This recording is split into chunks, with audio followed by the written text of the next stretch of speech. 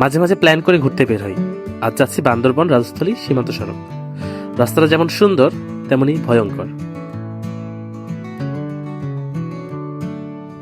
কিন্তু এদিন প্রকৃতির আলাদা পরিকল্পনা ছিল।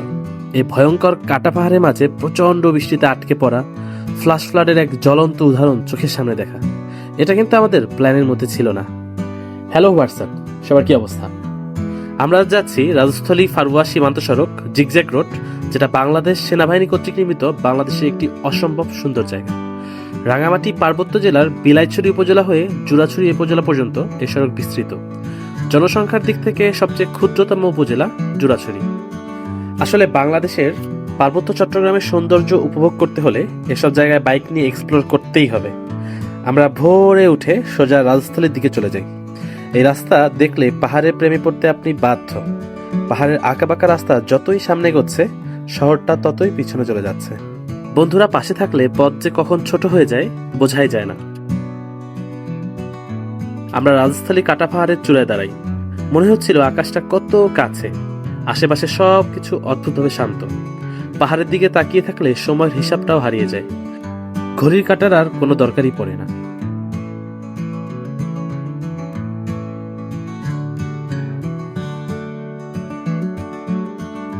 আসল বিপত্তিটা বাধে তখনই, মাত্র কয়েক মিনিটের মধ্যে শুরু হয়ে যায় সেই বৃষ্টি, ঝুম বৃষ্টি। পাহাড়ে এভাবে কখনোই এত কাছ থেকে বৃষ্টি দেখিনি। এর জন্যই মনে হয় অনেক বেশি ভয়ও লাগছিল, সাথে উৎকণ্ঠা। আর ঠিক তখনই মনে হচ্ছিল সব ভেঙে চুরে পড়ে যাবে। এটারে বলে ফ্লাশ ফ্লাড। আমরা একটু দেখবো ফ্লাশ ফ্লাডটা কেমন আসলে।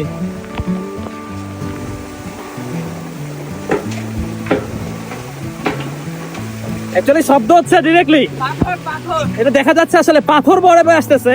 This is called flash flood and we can see যে এখন কিচ্ছু দেখা যাচ্ছে না। আমার কাছে মনে হয় এই যে মুহূর্তটা, এইটা কেউ যদি এনজয় না করে জীবনে, আমার মনে হয় জীবনের আসলে কোনো মিনিং নাই, কোনো মিনিং নাই। আসলে সেদিন জবর বাচ্চা বেঁচে গিয়েছিলাম। আসল ফ্লাশ ফ্লাড না দেখলেও যে পাশ দিয়ে পানি গড়িয়ে পড়ছিল, যেটা সেনাবাহিনী সুন্দর করে তৈরি করে রেখেছে, সেটা আমাদের আর একটিবার প্রকৃতির সে ধ্বংসাত্মক মনোভাবটা দেখিয়ে দেয় চোখে আঙুল দিয়ে। কিন্তু হঠাৎ এমন বৃষ্টি আমাদের ব্যস্ত জীবনে এমন একটা বিরতি এনে দেয়, যা সারা জীবনের জন্য স্মৃতি হয়ে থাকে। এভাবে কখনো জীবনটাকে ভাবা হয়ে ওঠে না।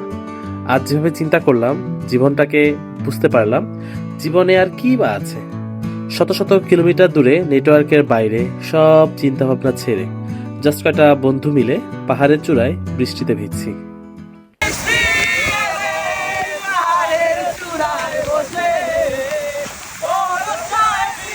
ভাঙলে